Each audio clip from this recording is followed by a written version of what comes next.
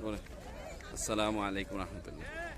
এই সেই বিখ্যাত উহুদ পাহাড়, যে পাহাড়ে উহুদ যুদ্ধে একসাথে আমাদের ৭০ জন সাহাবী শহীদ হয়েছিলেন আল্লাহর নির্দেশে, আল্লাহর হুকুমে। রাসূল সাল্লাল্লাহু আলাইহি ওয়াসাল্লাম বলছিলেন যে মানে মুসলিমদের জয় সুনিশ্চিত হওয়ার পর রাসূল বলছিলেন তোমরা এখান থেকে নামবা না। যখন নেমে গেছে তো সেখান থেকে ঠিক এই পাহাড় থেকে ইহুদিরা এসে আমাদের এই সাহাবীদের উপর আক্রমণ করে ৭০ জনকে একসাথে শহীদ করেন।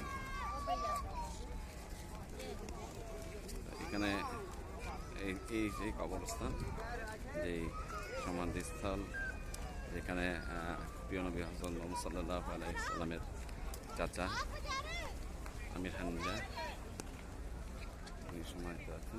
এই না ওদিকে যাইলে আমি যেমন তোমার পিছনে পিছনে যাবো।